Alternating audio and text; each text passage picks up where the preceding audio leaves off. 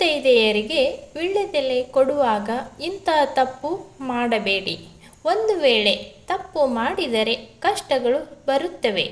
ತೆಗೆದುಕೊಂಡವರಿಗೂ ಮತ್ತು ಕೊಟ್ಟವರಿಗೂ ಇಬ್ಬರಿಗೂ ಒಳ್ಳೆಯದಾಗಬೇಕೆಂದರೆ ಶಾಸ್ತ್ರ ಹೇಳಿರುವಂತೆ ಕೊಡಿ.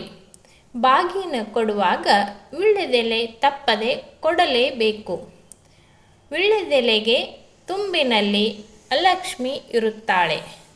ತುಂಬು ಅವರ ಕಡೆಗೂ ಇರಬಾರದು, ನಮ್ಮ ಕಡೆಗೂ ಇರಬಾರದು.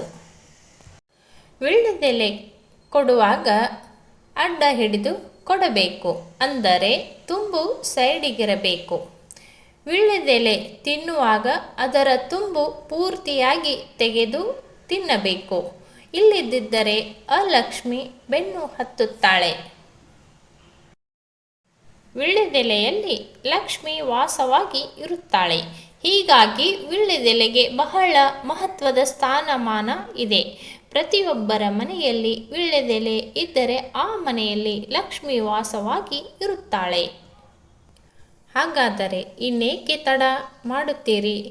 ನಿಮ್ಮ ಮನೆಯಲ್ಲಿಯೂ ವೀಳ್ಯದೆಲೆ ಗಿಡ ಹಚ್ಚಿ ಲಕ್ಷ್ಮಿ ನಿಮ್ಮ ಮನೆಯಲ್ಲಿ ನೆಲೆಸುತ್ತಾಳೆ.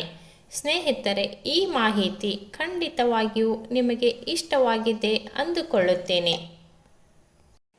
ಹಾಗಾದರೆ ಇನ್ನೇಕೆ ತಡ? ನಮ್ಮ ಚಾನಲ್ಗೆ ಸಬ್ಸ್ಕ್ರೈಬ್ ಮಾಡಿ ಮತ್ತು ಒಂದು ಲೈಕ್ ಕೊಡೋದನ್ನು ಮರಿಬೇಡಿ. ನಿಮ್ಮ ಲೈಕ್ ನಮಗೆ ಮೆಮೊರಿ ಟಾನಿಕ್ ಆಗಿರುತ್ತದೆ.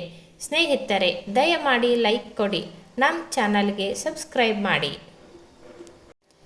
ನೀವು ನಮ್ಮ ಚಾನಲ್ಗೆ ಸಪೋರ್ಟ್ ಮಾಡಿದರೆ ನಾನು ನಿಮಗೆ ಹೊಸ ಹೊಸ ಮಾಹಿತಿಯನ್ನು ತಲುಪಿಸುತ್ತೇನೆ. ನಮಸ್ಕಾರ ಸ್ನೇಹಿತರೆ, ಮತ್ತೆ ಹೊಸ ವಿಡಿಯೋದೊಂದಿಗೆ ಸಿಗೋಣ.